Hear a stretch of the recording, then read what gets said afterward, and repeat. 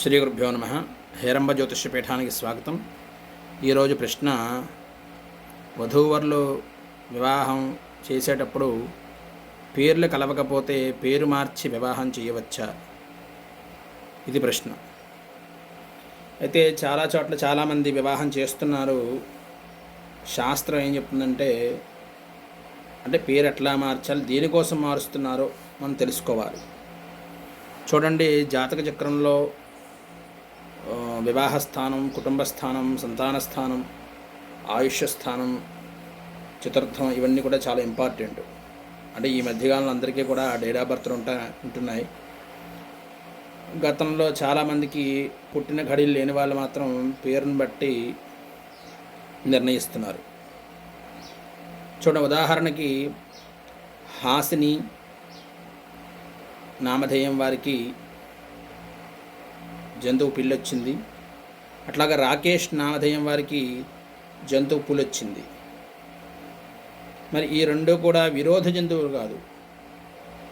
ఎలక, పిల్లి ఈ రెండు విరోధ జంతువులు కాబట్టి వివాహం తగదు. మరి ఈ రెండు విరోధ జంతువులు కాదు కాబట్టి వివాహం అనేది ఖచ్చితంగా చేసుకోవచ్చు. అట్లాగే వీళ్ళిద్దరికి కూడా పాయింట్లు 20 పైన వచ్చాయి కాబట్టి ఖచ్చితంగా వివాహం చేసుకోవడానికి అవకాశం ఉంది. అట్లాగే వీళ్ళిద్దరికీ నక్షత్రాలు కలుస్తున్నాయి కాబట్టి ఇది కూడా మనం పరిగణలోకి తీసుకోవాలి. ఒక గణాలు అయితే కలవట్లేదు, అది పెద్ద ప్రాధాన్యత అయితే కాదు. ముఖ్యంగా పాయింట్లు చూస్తున్నాం, నక్షత్రాల కలయిక చూస్తున్నాం. మూడవది గణాలను కూడా చూడడం మంచిదే, కానీ గణాలంత ప్రాధాన్యత అయితే కాదు. విరోధ జంతువులు కాకుండా ఉన్నారా లేదా, ఇది ప్రధానం. కాబట్టి విరోధ జంతువులు అయితే కొంచెం వాళ్ళిద్దరూ కొట్లాడుకుంటారు, విడిపోతారని చెప్పి ఒక నానుడి పెద్దల ద్వారా, ఋషుల ద్వారా మనకి వ్యాప్తి చెందింది. కాబట్టి ఖచ్చితంగా విరోధ జంతువులు అయితే మాత్రం వివాహానికి నిషిద్ధమని చెప్తున్నాం.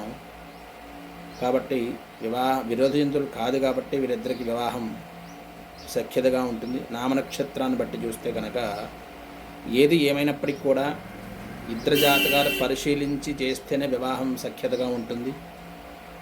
అందుకే డేట్ ఆఫ్ బర్త్లు అబ్బాయిది అమ్మాయిది ఖచ్చితంగా ఉండాలని చెప్పడం జరుగుతోంది. ఇలా చేయడం వల్ల వాళ్ళ ఫ్యూచర్ భవిష్యత్తు ఏంటి అనేది మనకి కళ్ళకట్టినట్లుగా కనిపిస్తుంది. చూడండి, సంతాన స్థానంలో నీచగ్రహం ఉన్న ఆ సంతాన స్థానాన్ని నీచగ్రహం చూస్తున్న సంతానం అనేది ఒక విధంగా చెప్పాలంటే కష్టమవుతూ ఉంటుంది. అది ఎట్లా నిర్ధారణ చేస్తామంటే, పుట్టిన టైం ప్రకారం జాతకాన్ని పరిశీలించి చూస్తూ ఉంటాం. ఇట్లాంటివి చాలా ఉంటాయి జాతకంలో. కాబట్టి డేట్ ఆఫ్ బర్త్ ప్రకారం ఇవన్నీ సాధ్యమవుతాయి. కాబట్టి ఖచ్చితంగా డేట్ ఆఫ్ బర్త్ ప్రకారం జాతకం చూపించుకుని వధూవరులో పొంతన కలయిక ఏర్పాటు చేసుకుని వివాహం చేసుకోవడం అత్యంత ముఖ్యం. ఈ నామధేయాన్ని బట్టి వివాహం అనేది అంత కరెక్ట్ కాదు. లేని వారికి మాత్రం ఈ పాయింట్లు, గుణమేల చక్రము, తర్వాత నక్షత్ర సమానత్వము, ఇంకా మూడోది గణాలకి పెద్ద పట్టింపు లేదు కాబట్టి దానికి ప్రాధాన్యత అనేది సంతరించుకోదు. ముఖ్యంగా జాతకాన్ని బట్టే జీవితం కూడా ఆధారపడి ఉంటుంది కాబట్టి ఖచ్చితంగా జాతకాన్ని పరిశీలించి వివాహం చేసుకోవడం చాలా మంచిది. కాబట్టి మరొకసారి మీ అందరికీ తెలియజేయడం జరుగుతోంది. సర్వే జన సుఖినో భవంతు.